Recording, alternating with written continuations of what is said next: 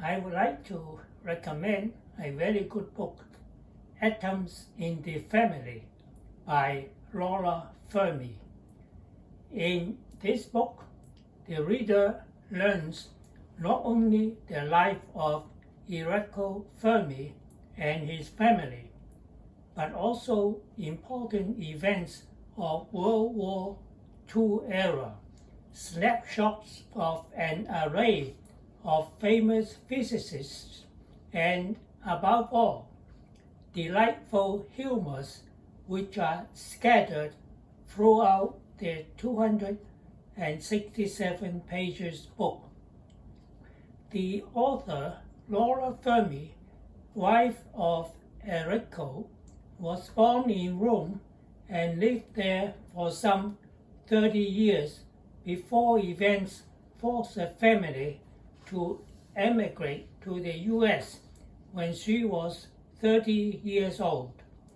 Yet her written English can be compared with the most accomplished authors whose native language is English.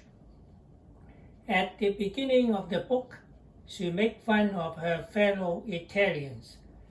It had been said, quote, "It had been said that the main characteristics of the Italian population is the variety of their noses," end of quote.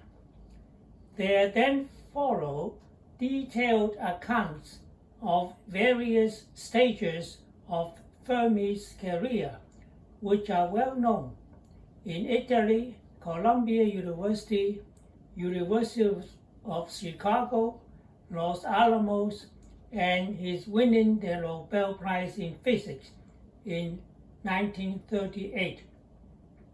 Not so well known were some amusing anecdotes, including his being late for the wedding ceremony because he had to fix an overlong sleeve, that he only polished the front part of his shoes because he did not want to waste time on the rear part, which was not visible. When the family decided to emigrate to the United States, it was necessary for the U.S. immigration officer to give Enrico Fermi an intelligence test, even though he was already awarded the Nobel Prize in Physics. The officer asked him, quote, "What is the answer of 25 plus 17, end of quote. And another question, quote, "How much is 29 divided by 2, end of quote. When Fermi gave the correct answers to both, the immigrant officer concluded that Fermi was indeed intelligent. The chapters on Los Alamos stand out from other accounts as they are written by someone who was actually there. The author began with the following two quotes below. The first one by Henry Smith in his public report on the atomic bomb. The second by General Groves in his speech to the Army officer stationed in Los Alamos. The quote by Henry Smith, quote, "The end of 1944 found an extraordinary galaxy of scientific stars gathered on the New Mexican Mesa," end of quote. The one by General Groves, quote, "At great expense we have gathered in this mesa the largest collection of crackpots ever seen," end of quote. The crackpots scientific stars paraded in this chapter included Robert Oppenheimer, Harold Urey, Arthur Compton, Hans Bethe, Niels Bohr, Eugene Wigler, Edward Teller, Joseph and Maria Mayer. Somewhat surprisingly, Richard Feynman was not mentioned.